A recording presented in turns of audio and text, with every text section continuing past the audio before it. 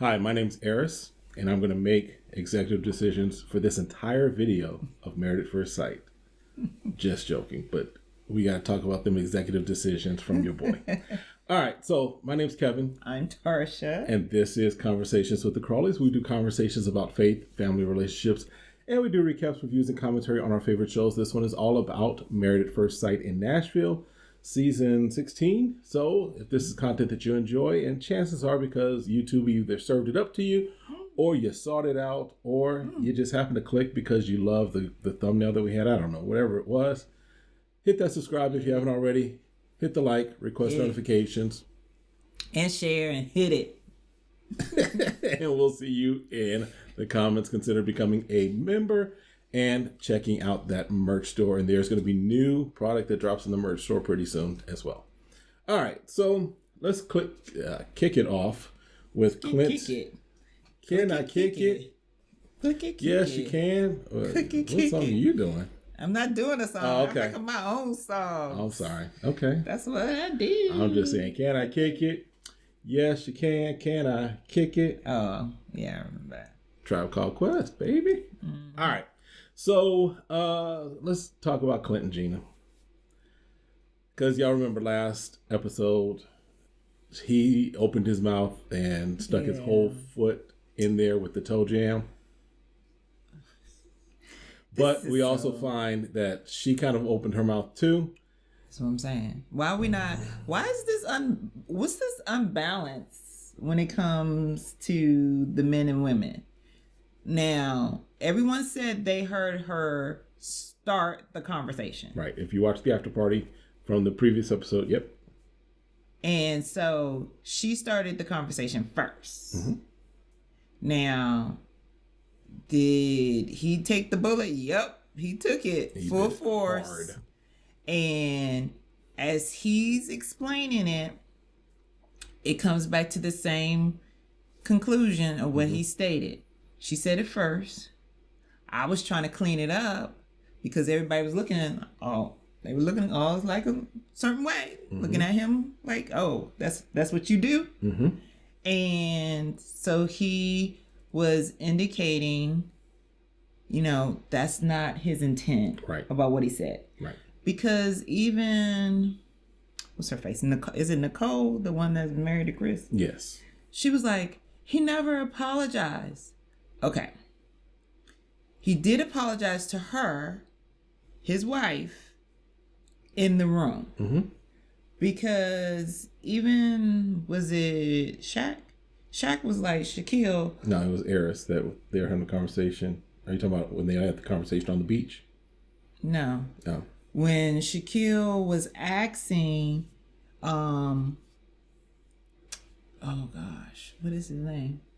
Clint. When he was asking Clint, so did y'all guys talk about it? Mm-hmm. And he went to Gina. Gina, did he apologize?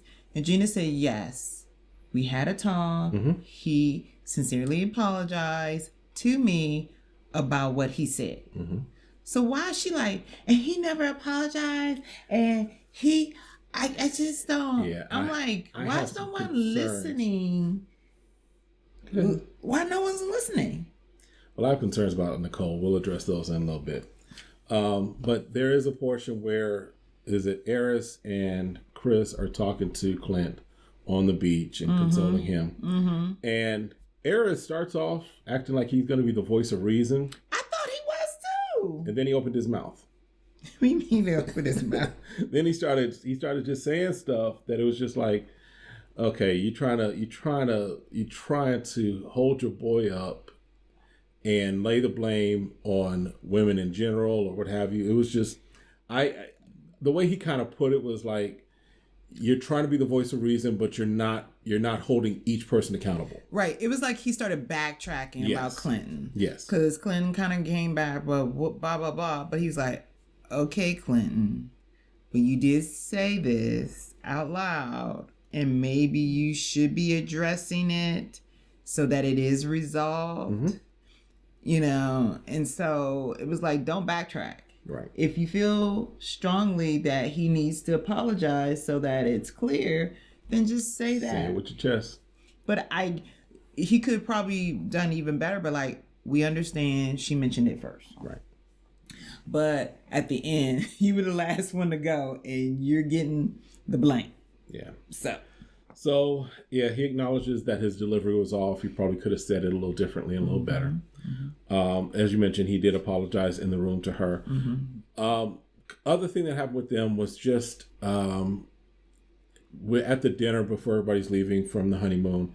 They were talking through kind of what everyone was rating. First of all, they were talking, of course, to that issue. Nicole put her half a cent in. But then, they were like, where would you rate your marriage? And Gina was like, it's a 5 right now. She's like, y'all know what we've been through. It's a 5. It's a not even 5 and apostle. It's just a straight 5. He says it's 5.5 because they are healthier because of the issue that they had. I don't know if they're healthier. I think they need to grow in attraction to one another. Absolutely. And be okay that they're not their normal choice.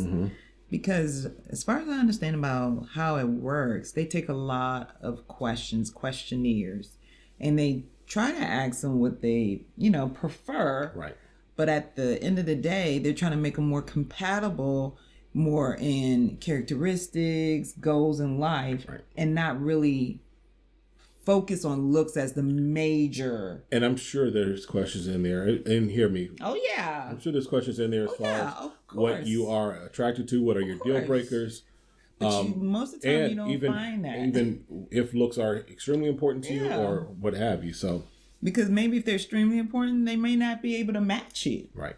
I mean, because if they have to be exactly 6'5" and blue eyes and dark hair. Yeah. Not be bald. So. All right. So that's enough of them. I don't know that they're going to last through. I don't even know if they're going to last through the entire thing.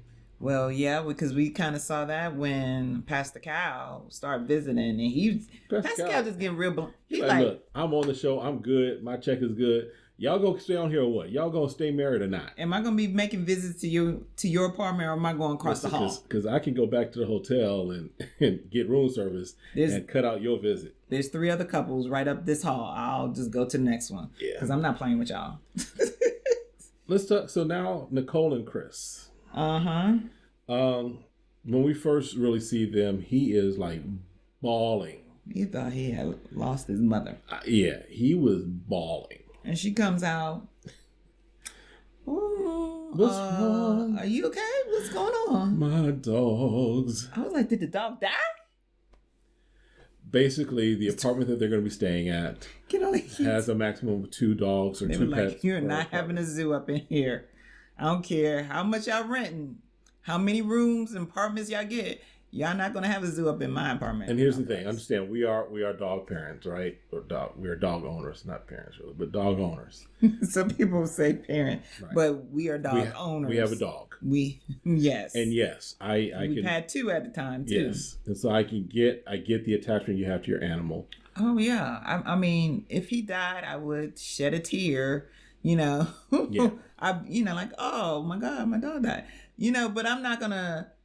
In this instant, when you tell me they both can't stay with you and you're uncontrollably crying, like you can't come up with a solution. Right. Like this is the most devastating thing that ever happened in your entire life. Like this is more devastating than COVID. Like I can't keep both. I can't live without him. I can't.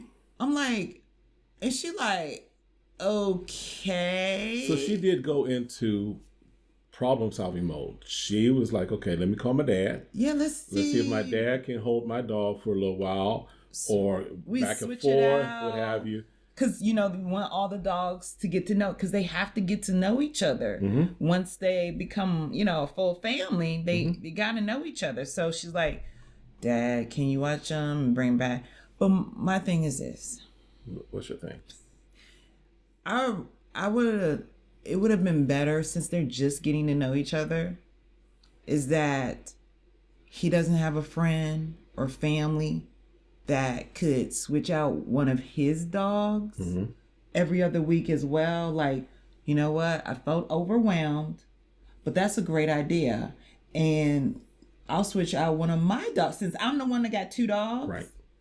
I'll switch out one of my dogs so that it's fair all around. Yes.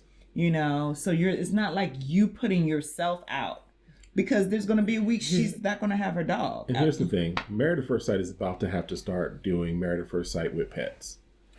Because these dogs are really starting to really impact the relationships. Y'all remember last season with, I forget, what was it, Alexis and Justin? Where Alexis' poor dog almost got mauled by Justin's dog. Right? Your relationship cost me my eye. We got to figure out these dog things. Y'all need to listen. Y'all need to figure all that out. Have that part of the questionnaire too, and what y'all gonna do with the dogs pets? During the 8 weeks. Correct. This is the other thing. What's the other thing? When they're deciding that they're gonna be renting these or leasing these places for only 8 weeks at a time, they should have ran down what all the restrictions are in the place and saying, okay, guys, if you're going to get people with pets, they only can have, because it's like he felt like he was so blindsided. His life had changed. And it was so important for him that, So I'd be like, to me, it'd be like, okay, hon, like, tell me why your dog, what's going to happen if one of them died? Like, and you saying you can't live without them? Like, are you going to go into a full depression? You're going to take a sabbatical from work. You won't be able to talk or live? Like, how far and how deep does this relationship go? Right. Are we going to be able to have time? Or does your dog's got to be everywhere all the time with you? Yeah. Like, it's not even an emotional support dog. No.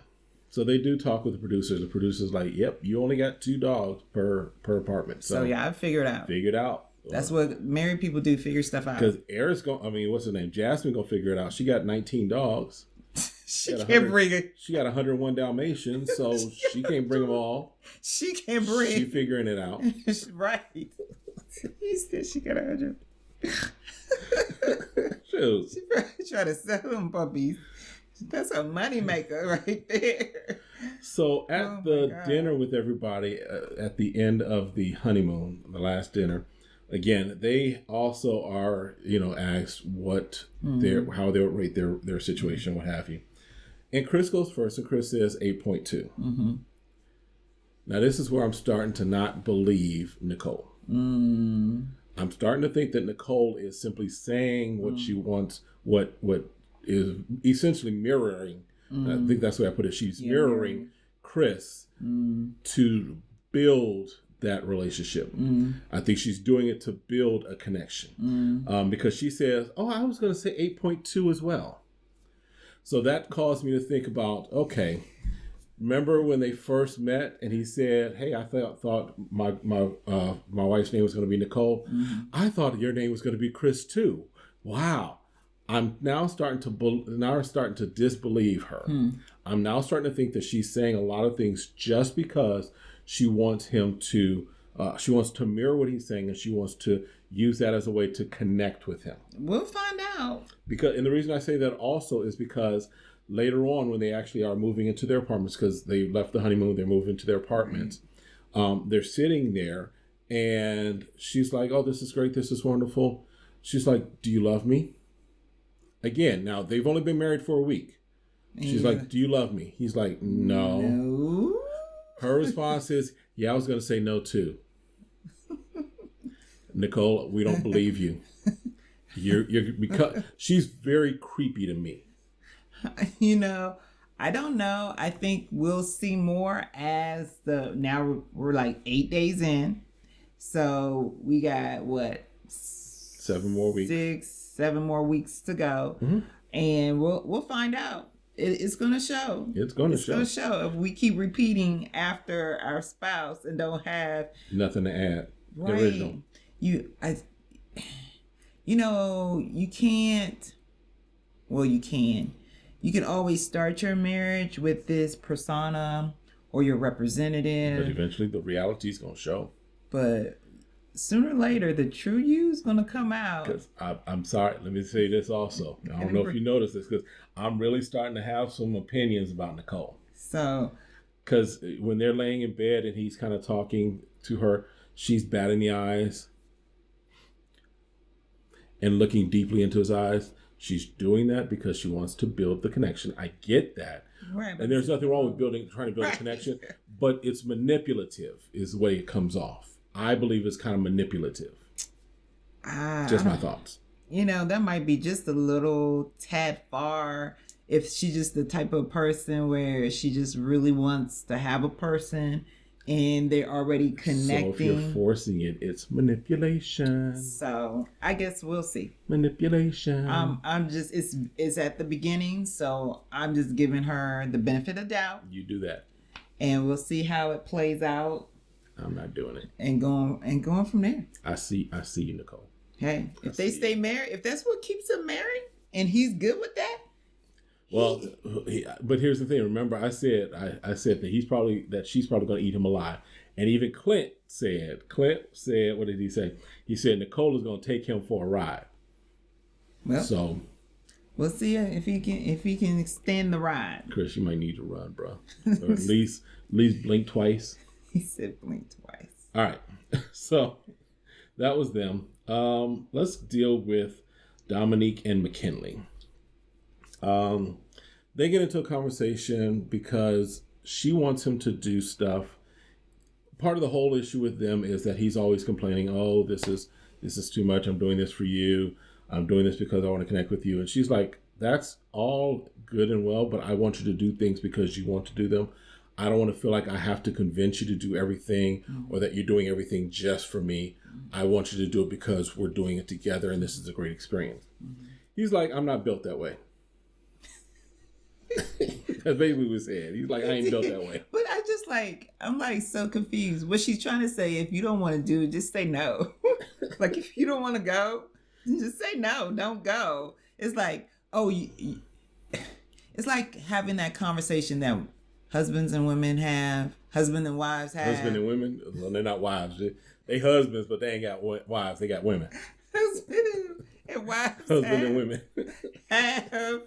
Where it's like, okay, what do you want for dinner? Okay, no, what do you want for dinner? No, whatever you want for dinner. What do you want for dinner? Where you want to go out to eat? What do you want to go out? And so we're like, I want you to choose, make a decision. It doesn't have to be my choice all the time.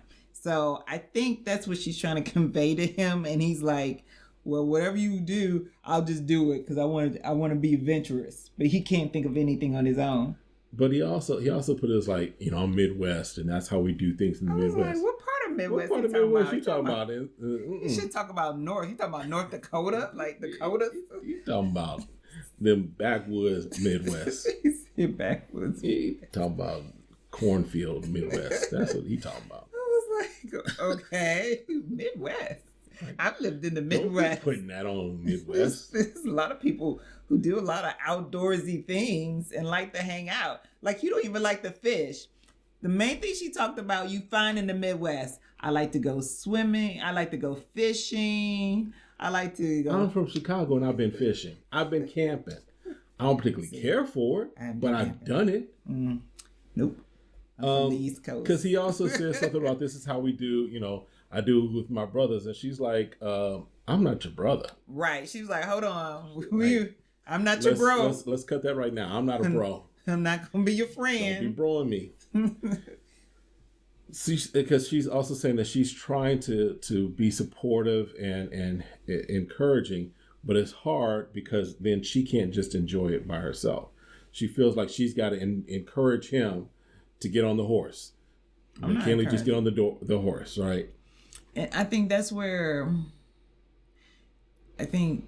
she can learn from. Is like, if he decides to go, okay. If we get there and then he doesn't want to get on it, all right, see, I'll be right back. Because there have been things that you've done that I didn't particularly care to do, or I've done you haven't cared to do.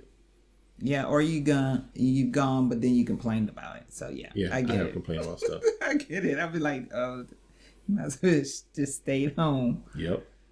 But you wanted me to go. So I went. I was trying to connect. All right. So at the dinner, they give each other a 7.5. Yeah. She does, and they say that there's room to go. She does say something. I forgot the context, but basically she was like, yeah, it's a good thing I coached 12-year-olds last year. So basically she's like, I have to coach you or deal with you because you're immature. Well, let me just say this, though. Dominique ain't all, they call her an old soul. She ain't all that mature. No, and he calls her on it. Mm-hmm. He's like, I feel like I'm being judged and reprimanded, and the way you're handling it is like it's your way or there's no way. Right. So I don't need you to do that either. Mm-mm. But she says, okay, I understand, and she apologizes and say, I need to show you more grace, and so. Lisi's finally kind of like stepping up, like, okay, you're not an angel. He's pushing back, yeah. Yeah, you're not an angel. So the way you're talking to me ain't gonna work for me either. That might work for Chris, but it wouldn't work for me. So when they do move to their apartments, they got in their apartments, what have you, they went and looked at his place, or excuse me, his room. Yes, because he's staying with friends of the family or family friends. He's staying with his friend's family. Yeah. Bam. That's what it is. And, he got a key, so he at least got a key. He don't have to knock to get in. He had to ring the doorbell. Wait for the ring. Use the side door, go through the sliding door. But he goes right in and goes right downstairs to the basement. And he's got a little space down in the basement. But here's the thing. He's got a little bedroom, what have you. Got a bedroom. But all the pictures are like the family. Not his family. No. His friend's family. Yeah, it's almost like because it's a girl who's his friend. So but it's his almost, high school friends, whatever, yeah. But it's almost like a sibling, like a boy lived in that room prior to him. Possible. But I get it. You're only staying temporary. I'm not taking down people's stuff. Now, if our daughter says, hey, one of my friends, they want to stay, a couple months while they're getting themselves, established in the city.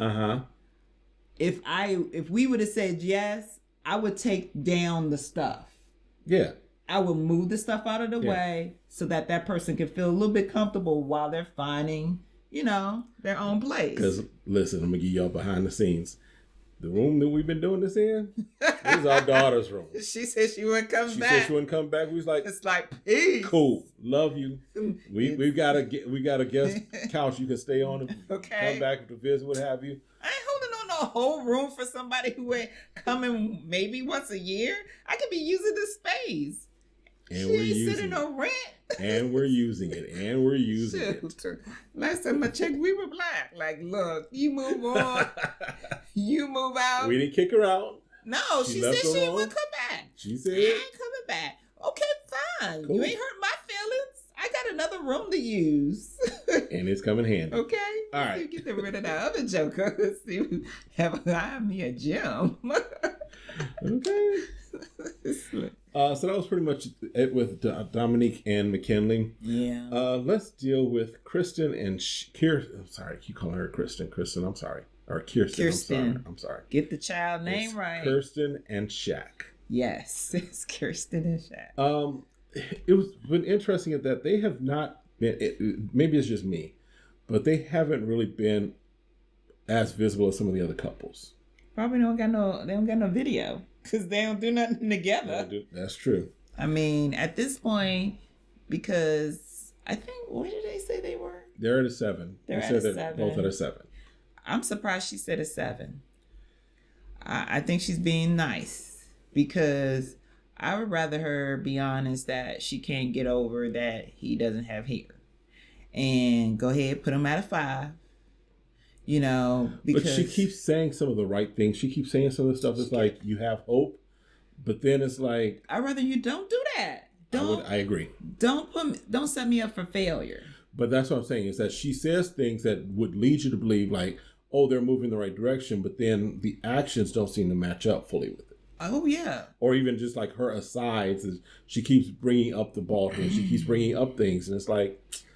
I don't believe you. And I'd rather something be wrong with his personality. Yeah, if he was a jerk, okay. Like, if he was Clint, I get it.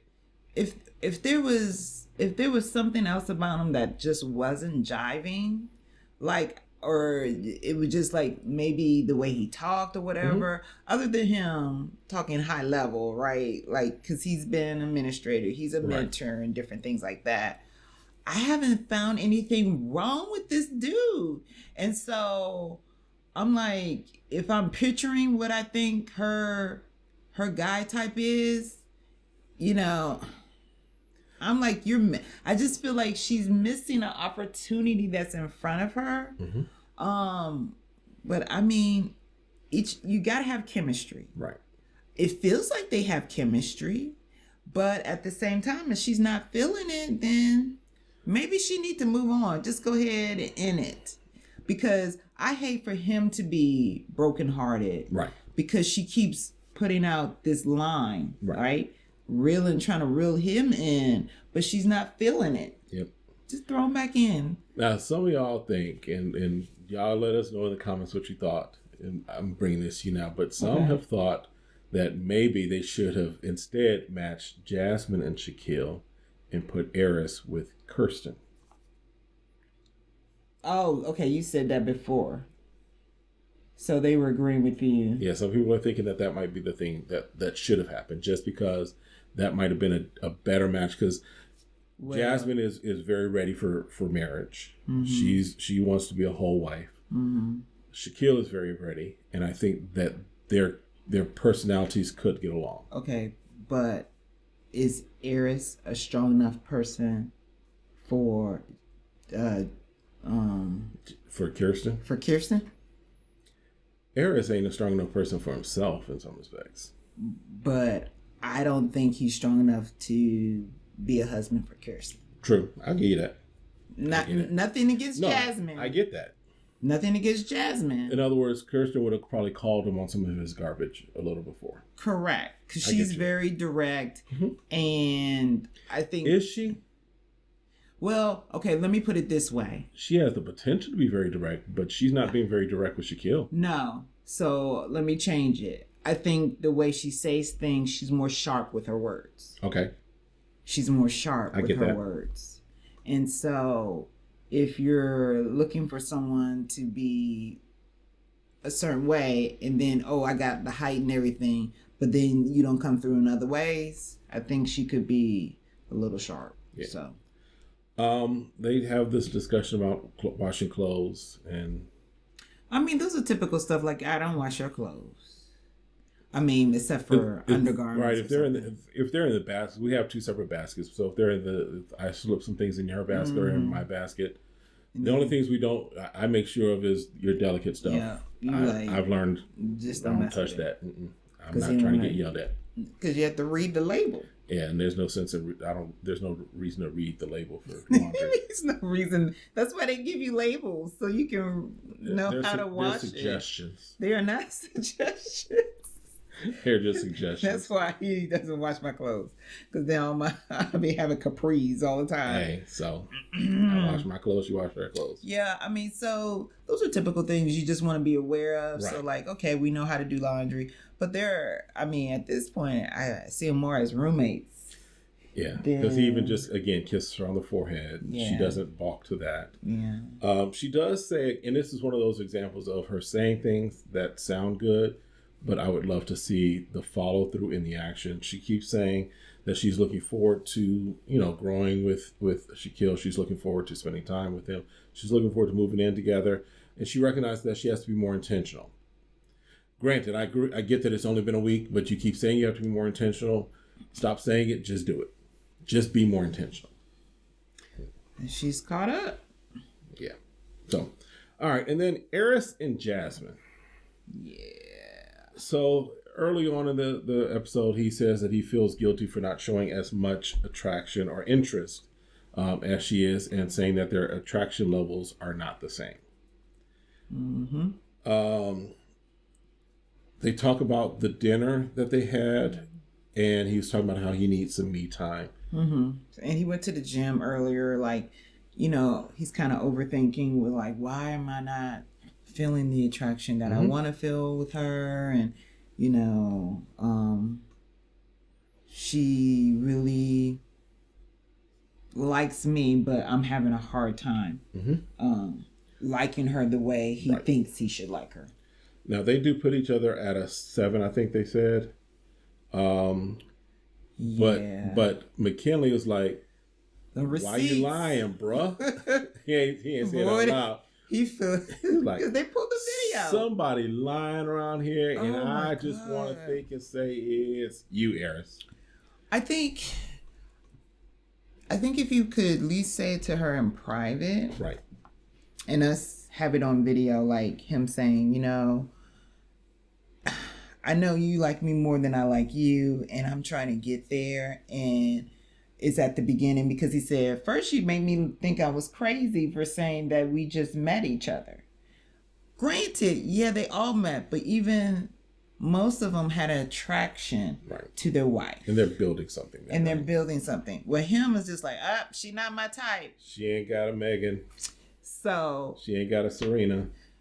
Did he say Serena? He said Serena Williams and Megan Thee Stallion. And so when you had some 2 weeks ago, and then something different shows up the day of your wedding, again, you didn't plan yourself to say, I have to be open to whoever they present in front of me. Yep. And so instead of him, I don't think he would be as guilty if he came to her and just say, this is the type of people I typically like. And I am struggling a little bit, you know, with that. You are very beautiful. You are a queen, you know, because he's like, they took me literally, like, gave me a beauty queen. They gave me a beauty queen. And you don't know how to you don't know how to handle it. That sounds like a you problem. You got a beauty queen and you can't handle it. Because even Chris puts him on the spot. It's like, hey, could you fall in love with her at the table with everybody? Yeah, I would have punched him in his face. Because he just, you know, he's like, I'm just really trying to work through this. And we're going to get through it. And then you're going to say you're not going to put me on the spot, but this is a question you asked me. What about you? Yeah. Are you going to fall in love with Nicole? So, or... Because she done asked like 30 times in the first 3 days. So, I wish she was... You know, sometimes people feel like it is just me, so I don't want to mention it. Then don't mention it to anybody. Because I am surprised that Kirsten has not mentioned it. Yeah, because I would thought Kirsten but she might be like me, like, I ain't trying to get in the middle of that thing, and I'm not going to try to cause a fight. I'm going to keep it between the two of us. So you're saying she not being like Alexis was last season? Yes, and just spilling. That, to me, it was like, maybe he's trying to let it unfold, because if I feel some way, but maybe it's just me. Right. But the problem is that he told the guys, keep it to your whole self. If he didn't tell it to the guys, they wouldn't be looking at him half crazy. Yep. And then she wouldn't have known either. Yep. So. But he does say that he thinks that time will help it, that time will solve it. And she says that she's asking questions and things because his family told her that she would have to pull stuff out of him. So she's trying to act off the information she got from his family. It's like, look, I recognize that you may not move as quickly, but I've got to pull some things out of you because we got 8 weeks to figure this out. We have 8 weeks. So you do have time and you don't have time. And you got to be willing to allow someone to be honest with you. Yep. Sometimes we don't want the truth. And so be like, I know I may have to pull this out of you. You're not going to hurt my feelings. Am I not your type? Yeah. I got to know to see if we're going to be able to move forward or how are you going to work to overcome what you're currently feeling. Yep. But the only way you're going to pull it out of him is ask him. So he does say he's feeling more of a friendly vibe, but that's not a bad thing.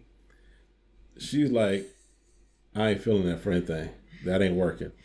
It just depends on how you look at it. Like, I thought if we didn't work out, you would have made a good friend. Okay.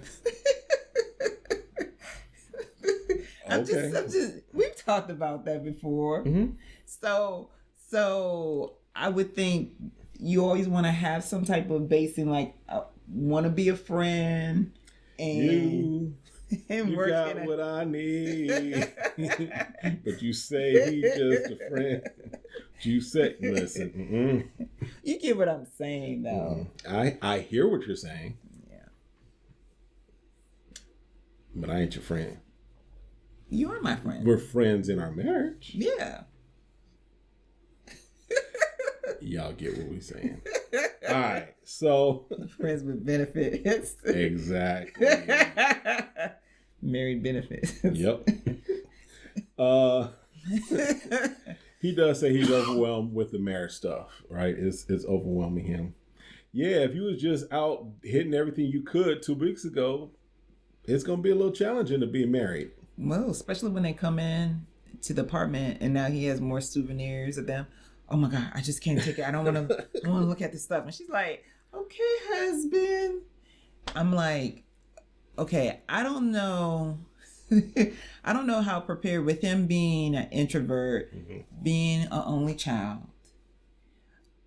I think people don't even realize it. I think on Married First Sight, one of the prerequisites is that everyone has to get at least 3 months of counseling before they come on this show. Yep.